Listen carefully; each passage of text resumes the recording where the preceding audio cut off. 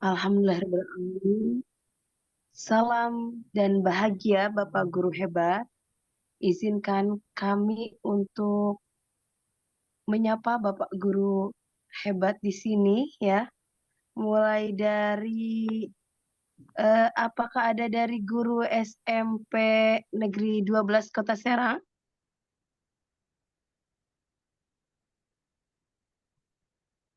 Oke. Ya, terima kasih Ibu. Dari SMP dari SMK Negeri 3 Kota Serang. Apakah sudah hadir? Oke, alhamdulillah ya. Selanjutnya dari SMP Negeri 5 Kota Serang.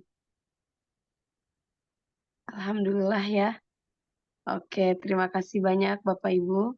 Alhamdulillahirabbil alamin. Rabbi shrah li sadri wa yassir li amri wahlul 'uqdatam min lisani yafqahu qawli.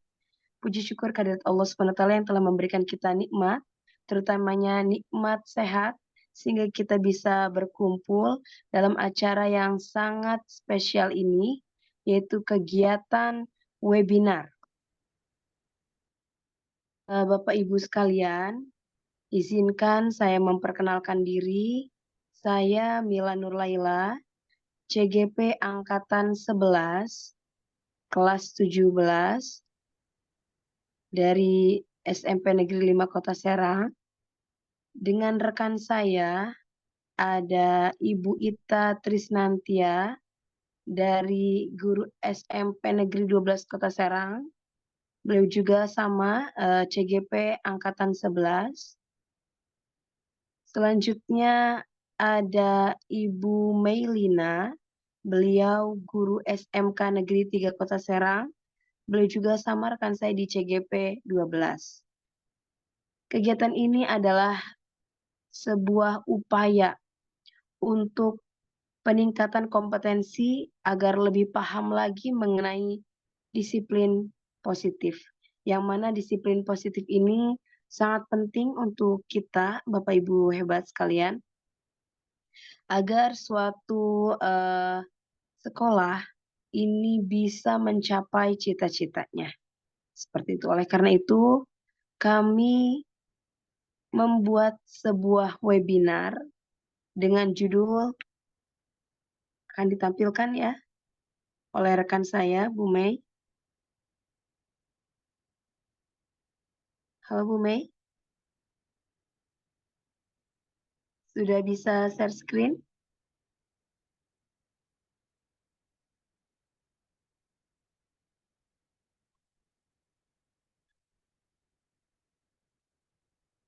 Halo Bu Mei, sudah bisa share screen? Ya, sebentar ya Ibu. Ya, ini salah satu program desiminasi juga dari CGP, yaitu adalah desiminasi modul 1.4, yaitu modul disiplin positif.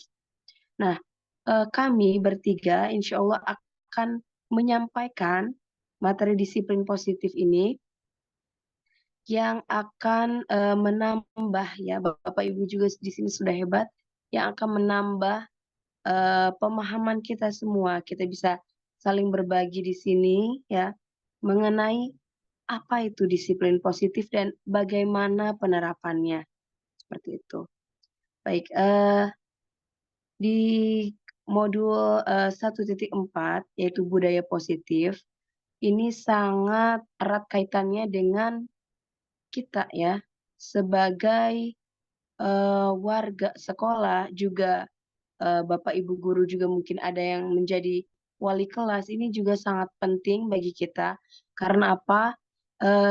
Disiplin positif sebuah kunci juga gitu ya untuk mengembangkan ya, mengembangkan budaya baik yang ada sehingga bisa menambah ya, menambah rasa nilai-nilai kebajikan yang ada pada diri kita maupun pada diri warga sekolah atau juga siswa gitu ya yang ada di sekolah. Nah, baik. Ini adalah salah satu program diseminasi budaya positif dari CGP Angkatan 11, kelas 17 Kota Serang, masuk pada aksi nyata kami, ya. Selanjutnya, kami bertiga akan memaparkan mengenai budaya positif yang sebagaimana judul webinar kali ini, ya. Tadi tujuannya untuk mencapai cita-cita, ya. Baik. Nah, mengembangkan budaya positif untuk mencapai cita-cita sekolah. Tadi sudah diperkenalkan ya. Saya Mila Nurlaila, kemudian ada teman saya, nanti juga ada Ibu Mailina Hardianti, dan juga Ibu Trisnawati. Baik, untuk menambah semangat ya, kita sama-sama berdoa terlebih dahulu. Berdoa agar webinar kali ini berjalan dengan lancar dan juga bermanfaat. Marilah kita sama-sama berdoa di dalam hati, berdoa dimulai.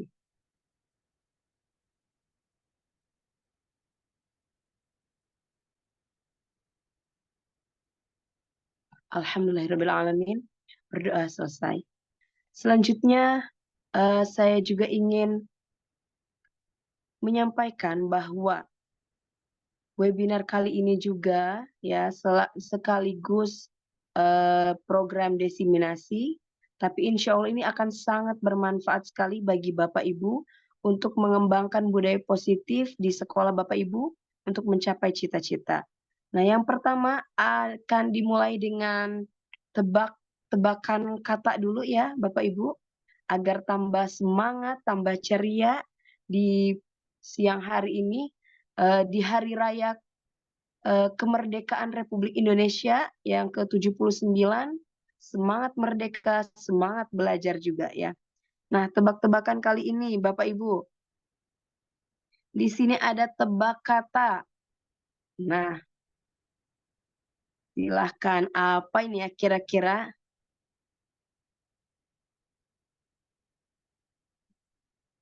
Ya, ada yang bisa menjawab?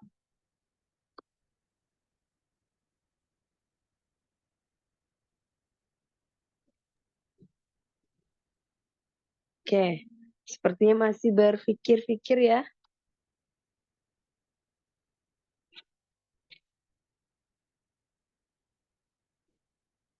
Oke, ada Buta. yang, iya ada Pak. Apa Bu? Tolong diulangi lagi Bu. Peta buta. Iya betul, 100 untuk Ibu ya. Alhamdulillah ya. Peta buta, betul sekali. Selanjutnya,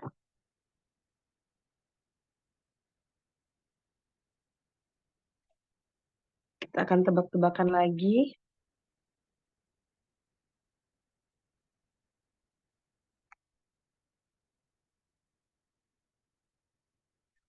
Nah, ini ada gambar, 3 gambar. Apa ya ini?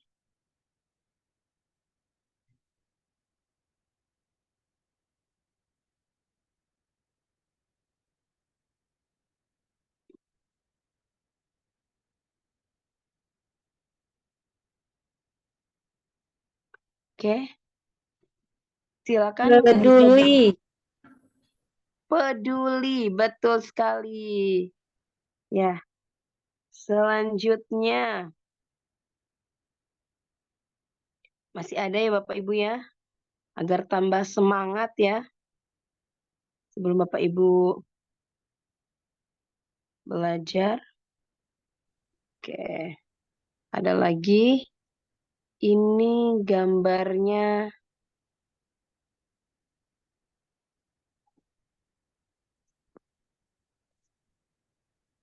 Ya, apa ya itu ya?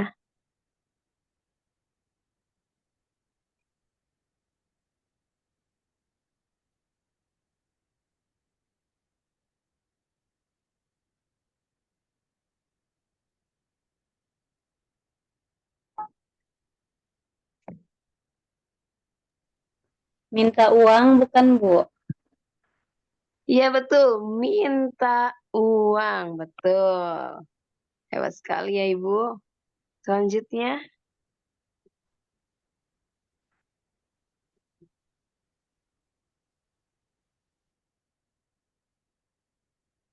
ini yang terakhir ya.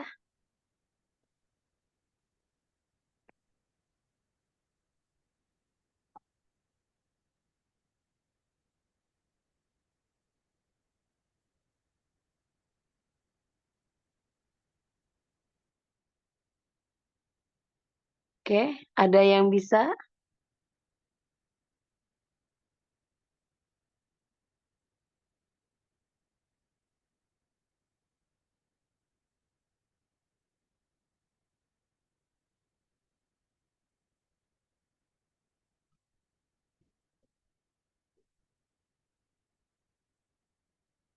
Sepertinya ini memang agak sulit ya.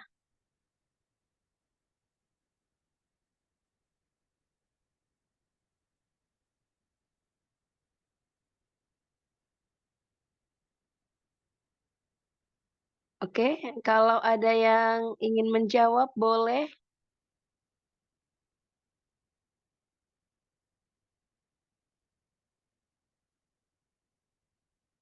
Ini ada 2 kata ya clue-nya. Dari 3 gambar ini menjadi 2 kata nih.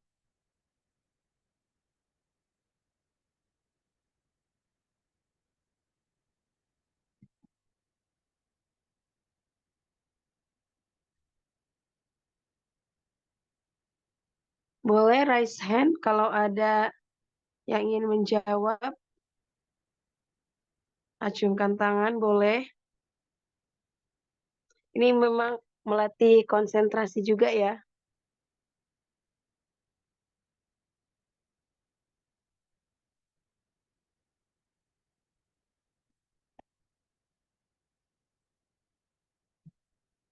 Oke. Ya, dijawab ya Bapak Ibu ya. Ini bau keringat ya Bapak Ibu. Tapi semuanya hebat ya. Kita beri tepuk tangan dulu. Oke. Nah, selanjutnya kita di momen yang spesial ini di hari kemerdekaan, kita sama-sama akan belajar ya, belajar mengenai budaya positif.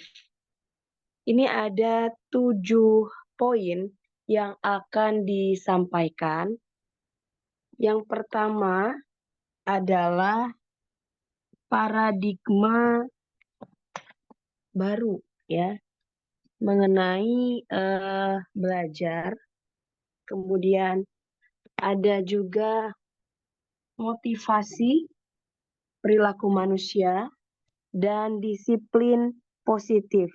Nanti akan disampaikan oleh rekan saya yang bernama Bu Ita Trisnantia. Halo Bu Ita. Baik Ibu, terima kasih. Nama saya Ibu Ita Trisnawati, Oh iya, mohon maaf Ibu. Ibu Ita Trisnawati, mohon maaf ya. adiknya Icu Trisnawati. Oh iya, maaf maaf ya mudah Bu ya. mudah diingat, iya. Iya, betul, betul. Nah, Silakan Ibu. baik, terima kasih kepada moderator Ibu Mila Nurlaila. Jadi Assalamualaikum warahmatullahi wabarakatuh, Bapak dan Ibu guru hebat semuanya. Terima kasih telah meluangkan waktu untuk kegiatan kita di hari ini. Karena tidak banyak waktu yang tersedia, maka kita langsung ke intinya saja. Bahwa tema webinar kita hari ini adalah tentang bagaimana mengembangkan budaya positif di sekolah kita untuk mencapai cita-cita sekolah. Nah, apa saja yang dikatakan sebagai budaya positif? Yang pertama itu ada perubahan paradigma belajar, kemudian kedua, disiplin positif, ketiga, motivasi perilaku manusia, keempat, kebutuhan dasar, kelima, posisi kontrol restitusi, keenam, keyakinan kelas, dan ketujuh, segitiga restitusi.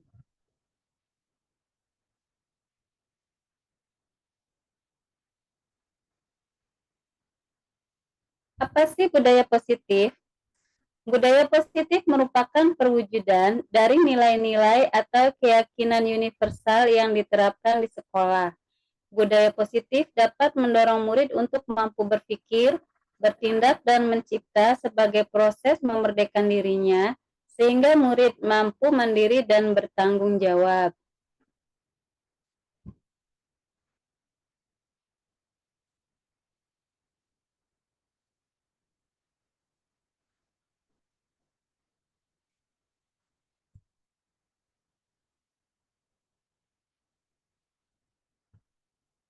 Bagaimana dengan perubahan paradigma belajar kita? Uh, kita ketahui ada psikiater dan pendidik Dr. William Glasser dalam kontrol teori yang kemudian hari berkembang dan dinamakan choice theory, meluruskan beberapa miskonsepsi tentang makna kontrol. Yang pertama, ilusi bahwa guru dapat mengontrol murid. Pada dasarnya kita tidak dapat memaksa murid untuk berbuat sesuatu jikalau murid tersebut memilih untuk tidak melakukannya. Walaupun tampaknya guru sedang mengontrol perilaku murid, hal demikian terjadi karena murid sedang mengizinkan dirinya dikontrol. Saat itu, bentuk kontrol guru menjadi kebutuhan dasar yang dipilih murid tersebut. Teori kontrol menyatakan bahwa semua perilaku memiliki tujuan, bahkan terhadap perilaku yang tidak disukai. Kemudian ada ilusi bahwa semua penguatan positif, efektif, dan bermanfaat. Penguatan positif atau bujukan adalah bentuk-bentuk kontrol. Segala usaha untuk mempengaruhi murid agar mengulangi suatu perilaku tertentu adalah suatu usaha untuk mengontrol murid tersebut. Dalam jangka waktu tertentu, kemungkinan murid tersebut akan menyadarinya dan mencoba untuk menolak bujukan kita, atau bisa jadi murid tersebut menjadi tergantung pada pendapat sang guru untuk berusaha. Kemudian ada ilusi bahwa kritik dan membuat orang merasa bersalah dapat menguatkan karakter. Menggunakan kritik dan rasa bersalah untuk mengontrol murid menuju pada identitas gagal, karena mereka belajar dari situ mereka belajar untuk merasa buruk tentang diri mereka. Mereka mengembangkan dialog diri yang negatif. Kadangkala sulit bagi guru untuk mengidentifikasi bahwa mereka sedang melakukan perilaku ini, karena seringkali guru cukup menggunakan suara halus untuk menyampaikan pesan negatif.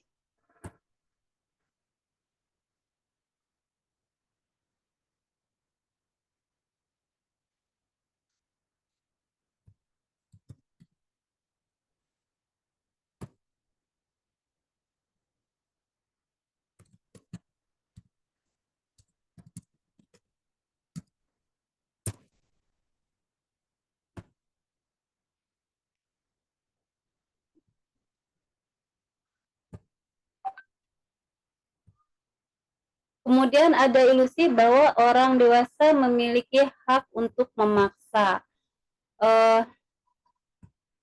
Banyak orang dewasa yang percaya bahwa mereka memiliki tanggung jawab untuk membuat murid-murid berbuat hal-hal tertentu. Apapun yang dilakukan dapat diterima selama ada sebuah kemajuan berdasarkan sebuah pengukuran kinerja. Pada saat itu pula, orang dewasa akan menyadari bahwa perilaku memaksa tidak akan efektif untuk jangka waktu panjang, dan sebuah hubungan permusuhan akan terbentuk. Jadi, kalau kita memaksa suatu murid itu untuk mengikuti keinginan kita, maka itu nanti jangka panjangnya akan menimbulkan kekecewaan di dalam hati murid kita. Kemudian karena kecewa itu murid jadi menghindari kita. Dengan murid menghindari kita, terkesan seolah-olah kita bermusuhan dengan murid. Jadi ada istilah dari hati ke hati. Ketika kita menginginkan murid kita mengikuti kita untuk melakukan hal-hal baik, untuk menerapkan nilai-nilai kebajikan, maka diperlukan pendekatan hati supaya hatinya dengan merasa bahagia mengikuti bahwa mereka juga punya kesadaran dari dalam diri untuk menerapkan apa yang kita berikan, bahwa nilai-nilai kebajikan itu akan bermanfaat untuk mereka. Stimulus respon dengan teori kontrol. Di sini kita akan melihat perbedaan di antara stimulus respon dan teori kontrol. Dalam stimulus respon, bahwa realitas atau kebutuhan kita sama, berarti kebutuhan murid dan guru dianggap sama. Sedangkan teori kontrol itu pandangannya adalah realitas atau kebutuhan kita berbeda. Kebutuhan antara murid dan kebutuhan antara guru dengan guru itu akan berbeda. Jadi kita harus bisa melihat bahwa sudut pandang antara murid dan guru itu akan berbeda dalam teori kontrol. Sedangkan dalam stimulus respon menganggap bahwa kebutuhan guru dan murid itu adalah sama.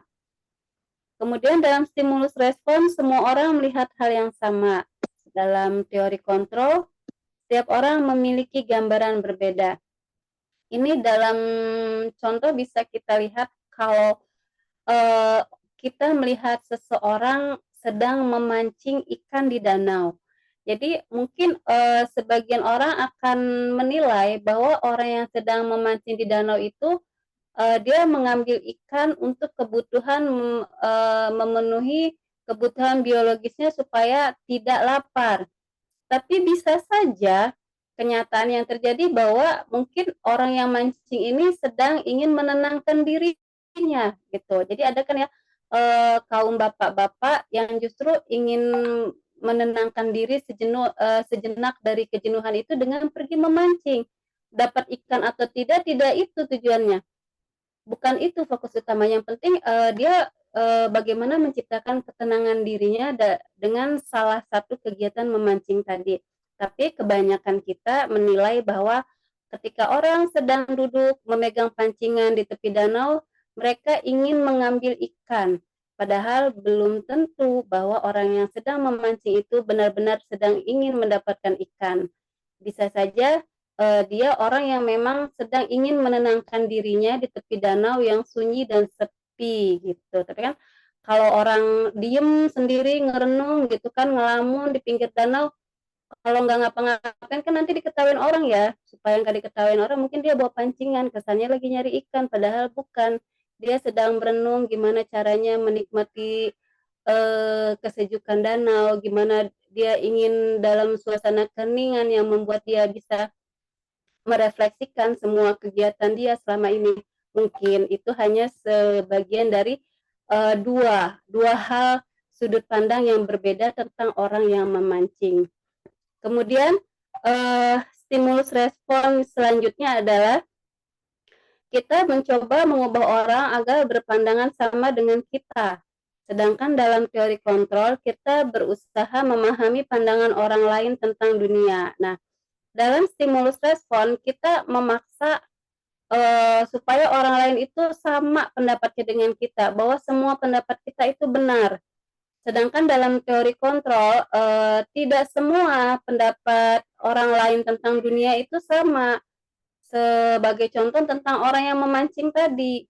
Mungkin orang kebanyakan melihat bahwa orang yang mancing memang karena lapar butuh ikan, tapi mungkin untuk yang memancingnya sendiri dia sedang berusaha menenangkan diri dengan rekreasi memancing.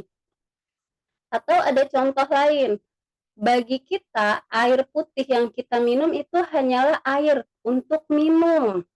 Tapi mungkin saja bagi orang-orang kimia, orang-orang ahli kimia, bahwa yang dia lihat air itu bukanlah air yang kita lihat seperti biasa, tapi air itu yang dia lihat adalah dua unsur dari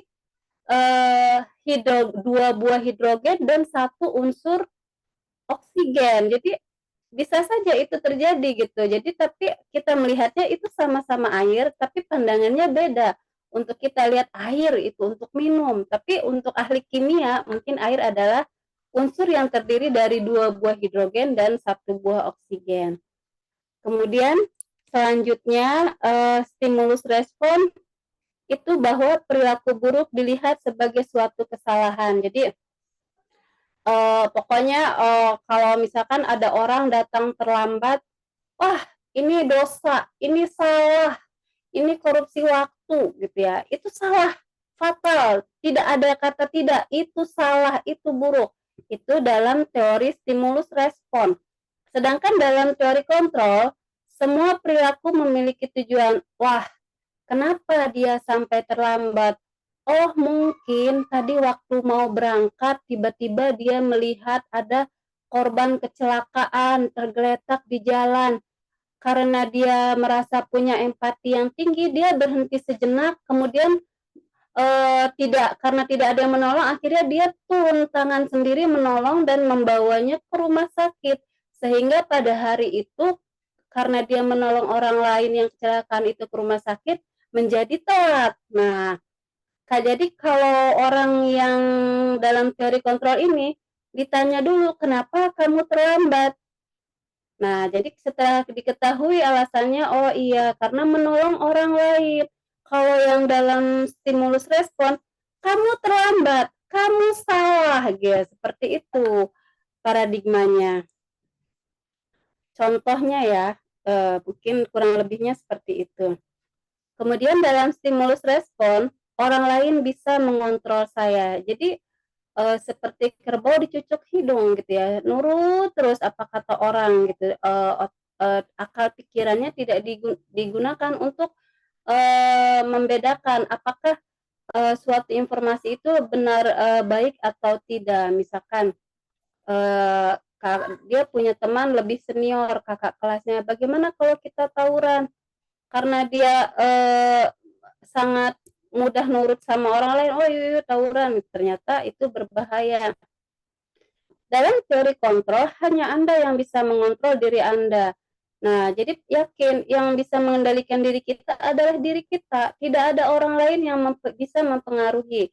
Kalaupun ada orang lain yang bisa mempengaruhi, itu karena akal pikiran kita berkata bahwa memang informasi ataupun kenyataan atau fakta yang diberikan oleh orang lain itu merupakan nilai-nilai kebajikan mulia yang memang harus dilakukan untuk keselamatan dan kebahagiaan diri kita dan orang-orang lain di sekitarnya.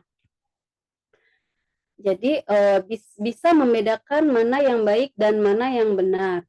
Kemudian stimulus respon, saya bisa mengontrol orang lain. Nah, ini maksa.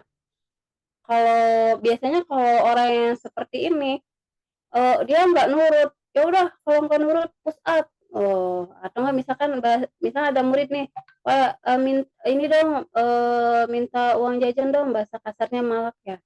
Tapi ternyata yang dipalak ini nggak mau, uangnya cuma segitu, dia memaksa dengan kekerasan. Nah, itu salah satu sudut pandang dalam stimulus respon. Saya bisa mengontrol orang lain dengan cara apapun, salah satunya. Kalau dalam teori kontrol, Anda tidak bisa mengontrol orang lain. Berarti bagaimana supaya kita bisa membuat orang lain menyetujui tindakan kita atau tidak, itu harus terjadi suatu kolaborasi atau suatu kesepakatan di antara dua belah pihak. Kalau memang orang yang bersangkutan mau melakukan sesuatu yang kita inginkan, berarti memang bahwa orang itulah yang bersedia untuk kita kontrol. Tetapi itu bukanlah berarti bahwa kita atau Anda itu bisa mengontrol orang lain. Ketika itu pun terjadi, berarti memang orang itu yang memang bersedia untuk dikontrol. Sebagai contoh, misalkan mau istirahat, dia uang jajannya ternyata tertinggal. Mintalah sama temannya, uang jajan saya tertinggal loh, saya belum sarapan, lupa, tapi saya lapar.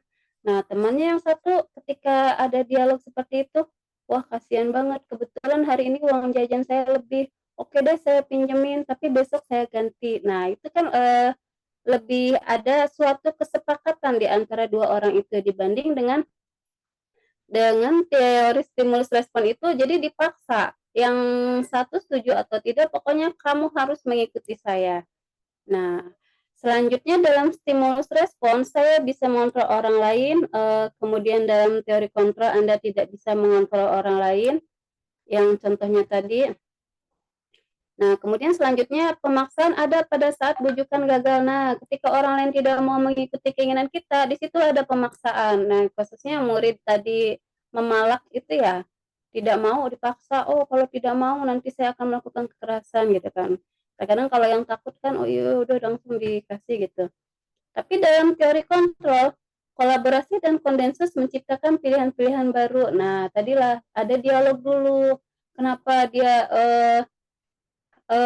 ingin meminjam uang temannya, ternyata ada alasan, dan temannya setelah melihat teman yang lain kesulitan, empatinya muncul dan ingin menolong. Jadi harus ada kolaborasi dan konsensus menciptakan pilihan-pilihan baru yang disepakati oleh kedua orang tadi. Sebagai contoh kasusnya. Dalam teori stimulus respon, itu model berpikirnya menang atau kalah. Sedangkan dalam teori kontrol, model berpikirnya menang-menang. Jadi kalau dalam teori stimulus respon itu model berpikirnya model alam rimba. Siapa yang kuat dia yang menang. Nah, itu model yang sangat tertinggal kalau menurut saya. Sedangkan dalam teori kontrol, model berpikirnya menang-menang. Kamu bahagia, saya juga bahagia. Dalam kasus tadi murid A dan murid B, murid A yang menolong temannya murid B itu yang lupa bawa uang, teman B terpenuhi keinginannya untuk bisa jajan, untuk makan, dan teman A terpenuhi kebutuhan penguasaan atau mungkin kesenangan bahwa dia bisa menolong orang lain.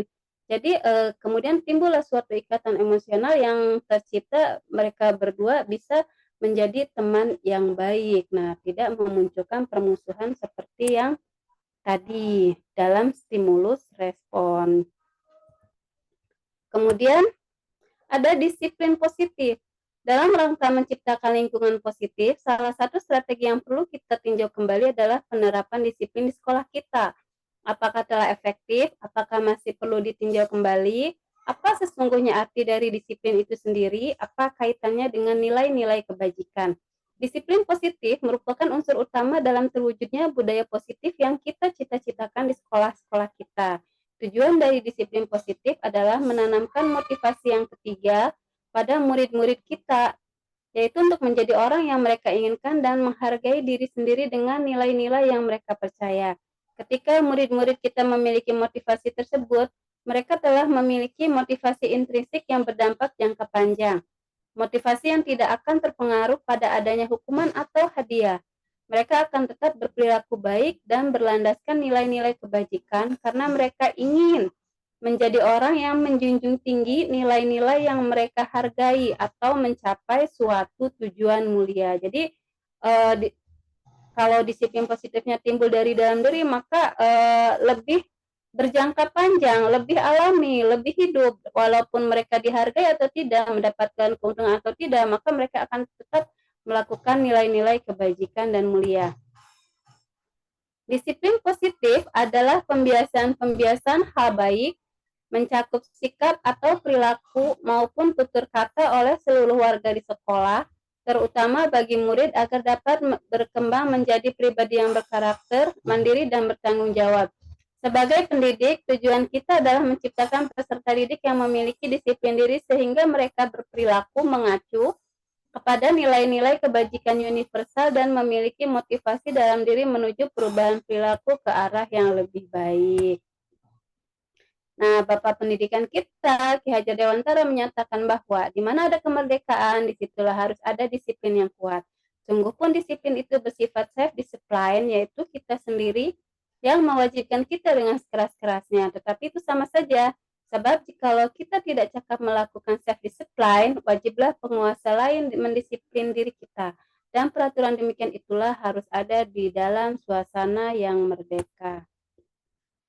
Adapun definisi kata merdeka menurut Ki Hajar Dewantara adalah merdeka iku jarwanya noramu lepas sing pangre nging uga kuat kuasa aman diri priangga. Merdeka itu artinya tidak hanya terlepas dari perintah, kan tetapi juga cakap buat memerintah diri sendiri. Berarti merdeka itu artinya nggak harus disuruh-suruh orang lain, nggak harus diinget-ingetin orang lain, tapi sudah tahu apa itu kewajiban dan tanggung jawabnya sendiri. Oh iya, saya suka datang pagi. Kenapa? Karena saya merasa itulah memang yang harus saya lakukan. Karena memang itulah kebutuhan saya. Jadi kurang lebih seperti itu. Saya suka sholat. Kenapa? Karena saya tahu sholat itu adalah hal yang saya butuhkan. Karena saya tahu bahwa dengan sholat itu mengakibatkan diri saya menjadi hidup lebih damai. Jadi lebih seperti itu. Pemikiran Ki Hajar ini sejalan dengan pandangan Diane Gosen dalam bukunya Restructuring School Discipline 2001. Diane menyatakan bahwa arti dari kata disiplin berasal dari bahasa Latin disciplina, yang artinya belajar. Kata disiplin juga berasal dari akar kata yang sama dengan display, atau murid, atau pengikut. Untuk menjadi seorang murid atau pengikut, seseorang harus paham betul alasan mengapa mereka mengikuti suatu aliran atau ajaran tertentu. Sehingga motivasi yang terbangun adalah motivasi instriksi, bukan instriksi. Jadi disiplin itu artinya belajar. Kita tahu bahwa kita bisa berlari sampai hari ini, bisa lincah lari, bisa lincah berenang, itu ketika lahir kita nggak langsung bisa lari, ada proses dulu. Bagaimana kita proses pertama mungkin bergerakan tangan, menggerakkan kaki, kemudian menggulingkan badan, kemudian belajar merangkak, belajar berdiri, belajar berjalan, baru bisa lari seperti sekarang. Jadi kita ataupun murid kita dalam mewujudkan kedisiplinannya itu atau meningkatkan kemampuan belajarnya itu juga merupakan sebuah proses, tidak langsung hebat. Jadi semua ada proses. Bahkan kata pendiri Facebook juga, sempurna itu tidak ada. Justru kesempurnaan itu akan tercapai kalau kita mau belajar. Kalau kita mau memulai, dengan kita mau bergerak, memulai, maka nanti akan tercipta kesempurnaan itu sendiri. Sehingga pendiri Facebook ini kan dulunya jungkir balik tuh, nggak langsung dia bisa mendirikan Facebook. Ada proses, dijauhin temen, dikucilkan, kemudian kekurangan uang, sampai akhirnya dia menjadi salah satu orang terkaya di dunia. Itu ada prosesnya, tidak langsung ujuk-ujuk hebat. Tujuan dari disiplin positif adalah menanamkan motivasi yang ketiga pada murid-murid kita, yaitu untuk menjadi orang yang mereka inginkan dan menghargai diri sendiri dengan nilai-nilai yang mereka percaya. Ketika murid-murid kita memiliki motivasi tersebut, mereka telah memiliki motivasi intrinsik yang berdampak jangka panjang. Motivasi yang tidak akan terpengaruh pada adanya hukuman atau hadiah. Mereka akan tetap berperilaku baik dan berlandaskan nilai-nilai kebajikan karena mereka ingin menjadi orang yang menjunjung tinggi nilai-nilai yang mereka hargai atau mencapai suatu tujuan mulia. Sekarang mari kita membahas tentang konsep disiplin positif yang merupakan unsur utama dalam terwujudnya budaya positif yang kita cita-citakan di sekolah-sekolah kita. Kebanyakan guru sangat tertarik dengan topik pembahasan tentang disiplin. Mereka berpendapat bahwa kalau saja anak-anak bisa disiplin, pasti mereka akan bisa belajar. Para guru juga berpendapat bahwa mendisiplinkan anak-anak adalah bagian yang paling menantang dari pekerjaan. Bagaimana dengan Bapak Ibu? Apakah Anda memiliki pendapat yang sama? Nah, bagaimana kita menghendaki supaya murid dapat mengikuti pembelajaran sesuai dengan tujuan pembelajaran yang diharapkan. Nah, itu untuk memperoleh itu ada beberapa filosofis tentang salah satunya 3 motivasi perilaku manusia, kebutuhan dasar hidup, dan seterusnya nanti akan kita bahas. Untuk 3 motivasi perilaku manusia, Diane Gosen dalam buku Restructuring School Discipline menyatakan ada 3 motivasi perilaku manusia. Yang pertama untuk menghindari ketidaknyamanan atau hukuman. Jadi ada mungkin kita atau murid, waduh, saya kalau kesiangan nanti pintu gerbang ditutup. Kalau pintu gerbang ditutup, nanti nggak boleh masuk. Jadi saya harus datang pagi. Nah, itu salah satu contoh ya. Kemudian ada juga, wah saya harus datang pagi nih, biar saya bisa jadi guru berprestasi. Saya harus datang pagi nih, biar saya bisa jadi murid berprestasi. Nah, ada lagi yang seperti ini, motivasi untuk menjadi orang yang mereka inginkan dan menghargai diri sendiri dengan nilai-nilai yang mereka percaya. Jadi, saya harus datang pagi karena saya yakin dengan datang pagi berarti saya menjadi diri yang lebih bertanggung jawab, menjadi diri yang lebih baik dari hari kemarin. Karena saya yakin dengan menanamkan nilai-nilai kebajikan, maka saya akan menjadi lebih baik. Mungkin itu salah satunya untuk motivasi yang ketiga, yaitu untuk menjadi orang yang mereka inginkan dan menghargai diri sendiri dengan nilai-nilai yang mereka percaya. Selanjutnya kebutuhan dasar hidup. Baik, halo, Assalamualaikum. Iya, terima kasih banyak kepada Bu Ita yang sudah memaparkan tadi 3 poin penting ya mengenai budaya positif ya. Selanjutnya adalah kebutuhan dasar hidup ya yang akan disampaikan oleh Ibu Melina. Kepada Ibu Melina, dipersilahkan. Terima kasih Bu Mila atas kesempatannya. Assalamualaikum warahmatullahi wabarakatuh. Selamat siang Bapak Ibu guru hebat, khususnya di Banten ya. Semoga dalam keadaan sehat dan selalu semangat dalam membimbing siswa-siswi kita untuk sama-sama menerapkan budaya positif. Baik Bapak Ibu guru hebat, kali ini saya akan memaparkan tentang kebutuhan dasar hidup manusia. Nah, apa sih kebutuhan dasar hidup manusia? Kebutuhan dasar manusia adalah sesuatu yang kita lakukan untuk mendapatkan apa yang kita inginkan, seluruh tindakan yang kita lakukan untuk memiliki tujuan. Yang kita lakukan demi untuk terpenuhinya kebutuhan dasar. Nah, apa saja kebutuhan dasar itu? Yang pertama ada bertahan hidup ya. Yang kedua kasih sayang dan rasa diterima. Yang ketiga penguasaan. Keempat kebebasan dan kelima kesenangan. Nah, ini gambarannya ya, Bapak Ibu, untuk kebutuhan dasar manusia. Yang pertama, kebutuhan dasar hidup atau survival. Ini merupakan kebutuhan yang bersifat fisiologis, misalnya kesehatan, rumah, makanan, dan keamanan, serta meliputi kebutuhan akan rasa aman ya. Lalu yang kedua ada kasih sayang dan rasa diterima atau kebutuhan untuk diterima. Nah, ini merupakan kebutuhan psikologis yang mana di sini ada koneksi sosial, kebutuhan untuk memberi dan menerima kasih sayang, dan kebutuhan untuk merasa menjadi bagian dari suatu kelompok. Nah, kebutuhan ini juga meliputi keinginan untuk tetap terhubung dengan orang lain, seperti teman, keluarga, pasangan hidup, teman kerja. Nah, anak-anak yang memiliki kebutuhan dasar kasih sayang dan rasa diterima dengan tinggi biasanya ingin disukai dan diterima oleh lingkungannya. Mereka juga akrab dengan orang tuanya. Biasanya mereka belajar dari gurunya ya. Bagi mereka teman sebaya sangatlah penting juga. Mereka juga biasanya suka bekerja dalam kelompok. Kebutuhan yang selanjutnya adalah kebutuhan akan pilihan atau kebebasan ya, freedom. Nah, di sini adalah kebutuhan akan kemandirian, otonomi, dan memiliki pilihan, dan mampu mengendalikan arah hidup seseorang. Kita lanjut ke slide selanjutnya, yaitu kesenangan.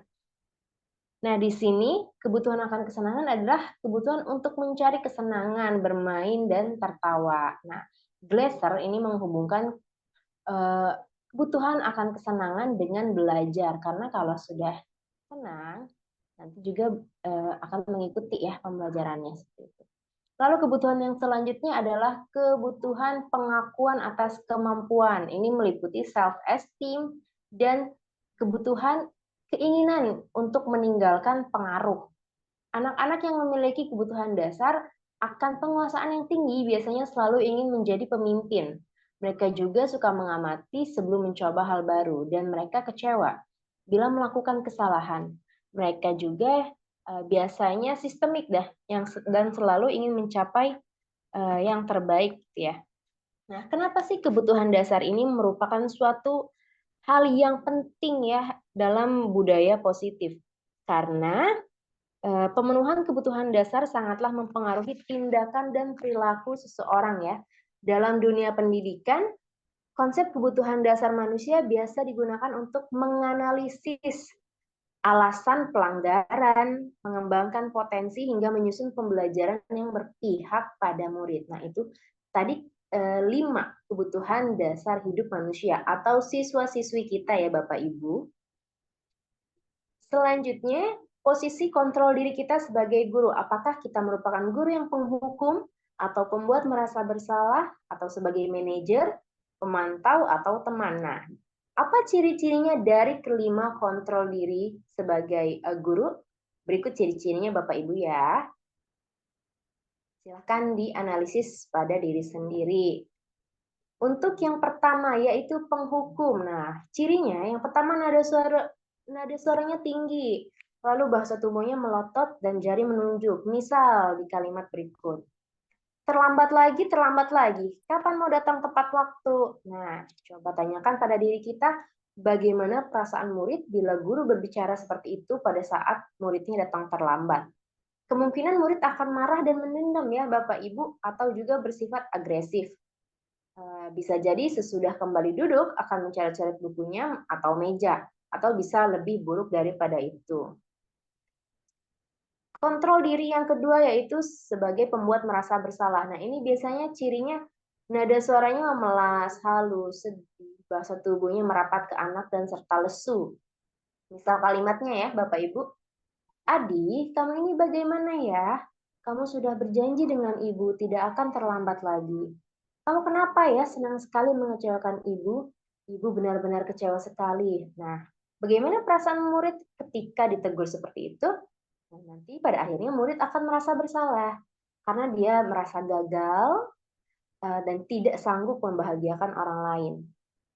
Nah, kadangkala sikap seperti inilah yang berbahaya dari sikap penghukum karena emosi akan tertanam rapat dalam murid serta murid akan menahan perasaan. Ketika sudah menahan perasaan nanti tiba-tiba meletus amarahnya dan malah bisa menyakiti orang lain ya, Bapak Ibu. Lalu yang ketiga, nah apakah kita termasuk ke dalam posisi berikut? Nah, cirinya adalah ramah, akrab, dan suka bercanda. Bahasa tubuhnya merapat pada murid, mata, dan senyum jenaka. Misal pada kalimat berikut. Ayolah, bagaimana sih kamu? Kemarin kamu sudah berjanji pada ibu, bukan? Kenapa terlambat lagi? Sambil tertawa ringan ya, karena di sini posisi kontrol guru sebagai teman. Bagaimana sikap Adi jika menghadapi sikap guru seperti itu? Nah, di sini tentunya murid akan merasa senang dan akrab ya dengan guru tersebut. Nah, ini juga merupakan dampak positif nih. Tetapi ada sisi negatifnya. Apa sisi negatifnya? Nanti murid tersebut akan bergantung atau ketergantungan pada guru tersebut. Bila ada masalah, dia akan mengandalkan guru tersebut untuk membantu. Nah, akibat posisi teman ini juga, ketika guru lain, bukan guru yang memiliki sikap kontrol sebagai teman ini berhadapan dengan Adi, maka dia akan kurang hormat gitu ya kepada guru selain yang dianggapnya teman ini. Gitu. Jadi hanya guru-guru tertentu saja. Lalu posisi selanjutnya itu sebagai pemantau. Nah, cirinya nada suaranya datar, lalu bahasa tubuhnya formal. Misal ya Bapak Ibu pada kalimat berikut. Adi, tahukah kamu jam berapa kita mulai? Tahu Pak, kamu terlambat 15 menit. Apakah kamu tahu konsekuensinya bila terlambat? Nah, bagaimana sikap murid dengan sikap guru seperti ini? Dari dialog tadi kita lihat ada stimulus dan respon ya Bapak Ibu ya. Nah, di situ ada stimulus dari gurunya dan ada respon dari adinya. Lalu bagaimana sikap muridnya? Nah, murid di sini akan memahami konsekuensi yang harus dijalankan karena telah melanggar salah satu peraturan di sekolah. Nah, di sini guru tetap harus memantau murid mengerjakan tugas di jam istirahat karena murid tidak bisa ditinggal sendiri. Jadi di sini guru tidak menunjukkan suatu emosi yang berlebihan dan tidak juga membuat murid merasa bersalah ya. Tapi tetap saja murid dibuat tidak nyaman karena pada jam istirahat murid itu harus tinggal di kelas untuk mengerjakan ketertinggalan tugas. Nah, itu sebagai pemantau. Jadi mengumpulkan kesalahan-kesalahan, lalu nanti memberikan konsekuensi ya yang sesuai dengan kesalahan yang diperbuat. Selanjutnya sebagai manajer, apakah kita termasuk sebagai manajer? Mari kita lihat cirinya. Yang pertama, nada suaranya tulus, bahasa tubuhnya tidak kaku dan mendekat pada murid. Contoh pada cerita berikut. Adi, apakah kamu tahu jam berapa sekolah dimulai? Jam 7, Pak, ya kata Adi. Ya, jadi kamu terlambat. Kira-kira bagaimana kamu akan memperbaiki masalah ini?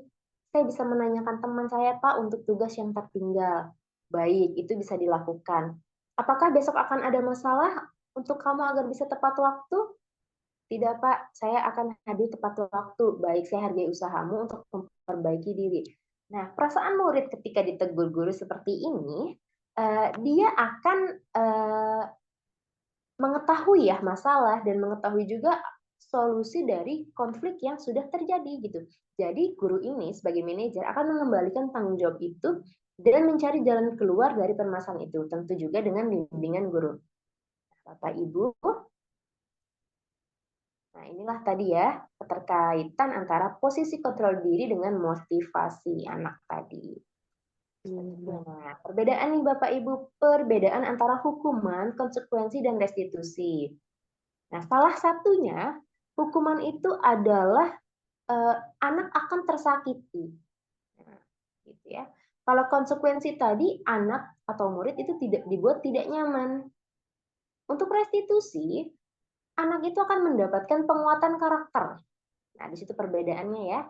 Nanti kalau Bapak Ibu belum paham, bisa ditanyakan di kolom chat ya Bapak Ibu, atau nanti secara langsung. Iya, baik. Terima kasih banyak. Ya, terima kasih. Saya kembalikan ke Bu Mila. Iya, terima kasih banyak Bu Mei atas pemaparannya mengenai tadi ya kebutuhan dasar dan juga posisi kontrol guru. Baik, selanjutnya izinkan saya untuk menyampaikan materi terakhir yaitu mengenai pembentukan keyakinan kelas dan juga segitiga restitusi. Bapak Ibu yang hebat, kita tadi setelah mempelajari beberapa bagian dari budaya positif, terakhir adalah kita pembentukan keyakinan kelas. Jadi apa sih pembentukan keyakinan kelas? Bapak Ibu guru memang sudah tidak asing dengan namanya peraturan ya. Peraturan itu lebih rinci dan konkret, sedangkan kalau keyakinan kelas ini lebih abstrak dari peraturan. Kemudian pernyataan-pernyataannya juga bersifat universal. Jadi contohnya, berjalanlah di kelas atau berjalanlah di koridor. Nah, jadi pernyataannya universal gitu ya, masih umum.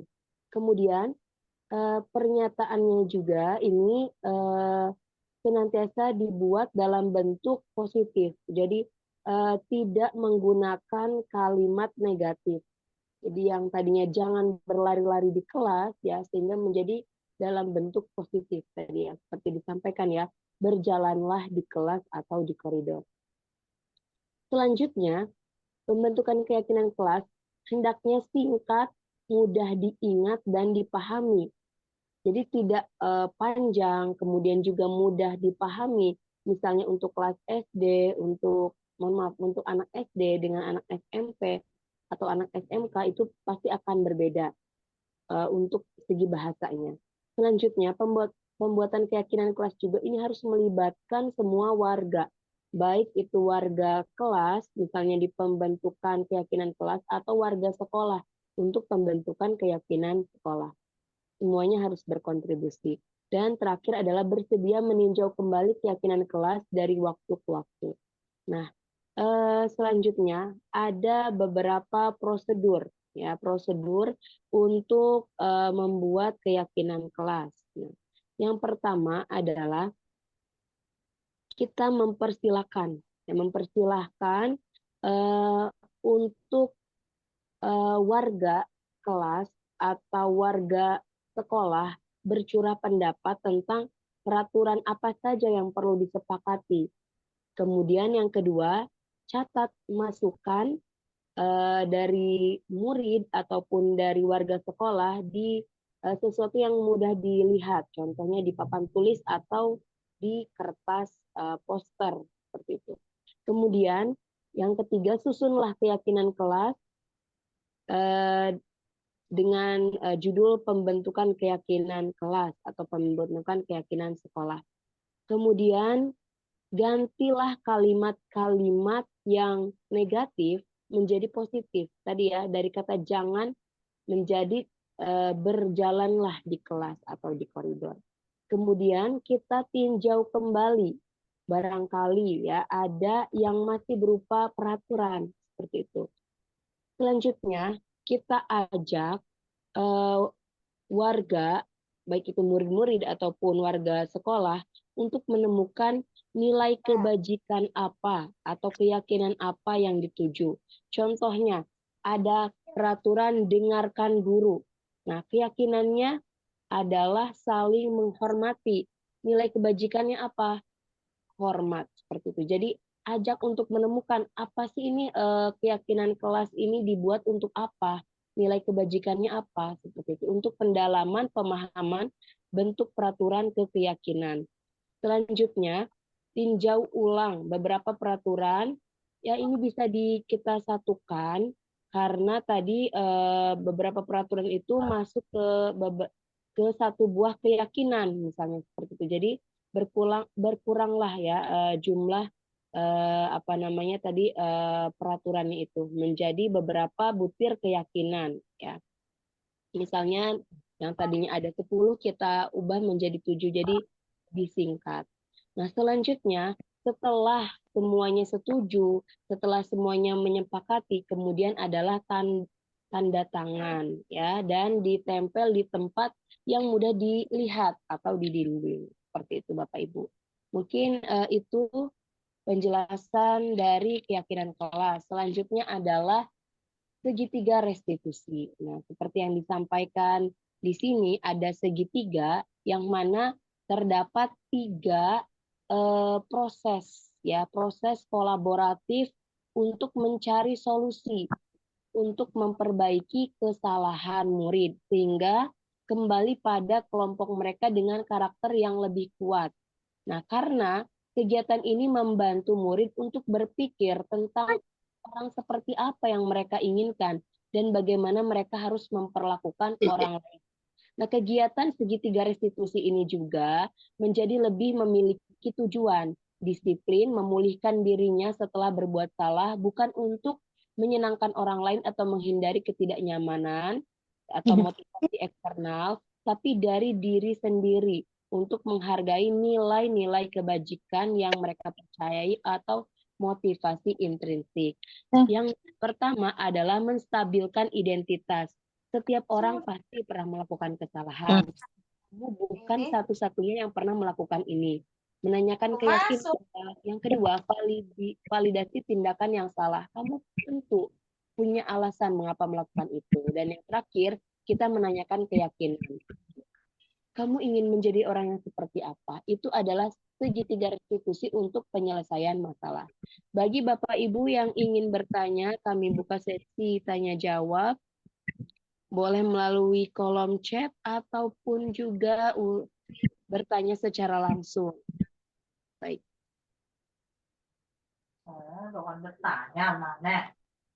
Itu sudah ada Bu Mila di grup, dicek kolom chat. Di kolom chat, oke baik. Kita lihat.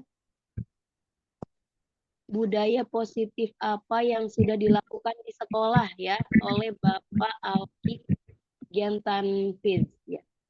Baik. Bu Melina bisa untuk menjawabnya. Kegiatan Itu Bu Ita udah jawab tuh Bu di kolom chat. Dibacakan lagi aja Bu. baik. Oh, ada balasannya ya. Oke, baik. Yang sudah dilakukan untuk SMP 12 Kota Serang mulai dari menyambut siswa dan bersalaman bersama guru di pagi hari saat datang ke sekolah. Ini adalah kegiatan budaya positif ya di SMP Negeri 12 Kota Serang. Lanjut ada upacara bendera hari Senin, sholat zuhur dan duha berjamaah. Bagus sekali ya Ibu. Bisa kita tiru. Kemudian kegiatan literasi cinta kampus dalam bentuk adiwiyata dan menciptakan kebersihan di seluruh lingkungan, kelas, dan sekolah. Kemudian juga ada tausiah, pidato, makan siang bersama, dan lain sebagainya. Ya, baik ya. Oke, baik.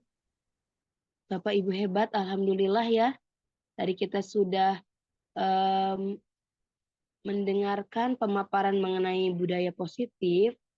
Selanjutnya kita juga sudah dibuka sesi pertanyaan karena waktu juga sudah menunjukkan pukul 15:10. Terima kasih atas partisipasinya sudah hadir.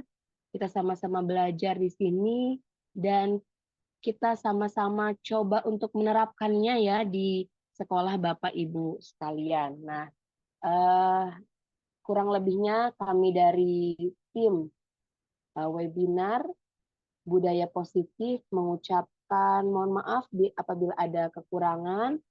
Kami akhiri dengan hamdalah, alhamdulillahirabbil alamin, dan wassalamualaikum warahmatullahi wabarakatuh. Waalaikumsalam Waalaikumsalam warahmatullahi warahmatullahi wabarakatuh. wabarakatuh. Merdeka. Merdeka. Merdeka. Selamat Bapak Ibu Guru. merayakan. Waalaikumsalam warahmatullahi wabarakatuh. Pak Holil. Terima kasih, Auki. Oh ya, kita kasih foto dulu ya Ibu, Bapak. Oke. Sesi foto dulu. Boleh yang bisa, Mangga. ya, bisa buka kamera untuk sesi foto. Ya, semangat merdeka. Tangannya dikepalkan. Ya, Bu Mei sudah difoto. Sudah, Bu Mila. Terima kasih banyak. Wassalamualaikum warahmatullahi wabarakatuh. Waalaikumsalam warahmatullahi wabarakatuh.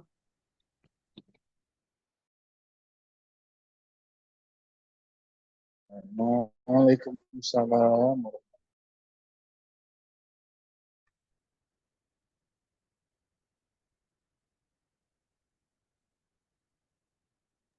Terima kasih banyak Bapak Ibu. Boleh istirahat kembali.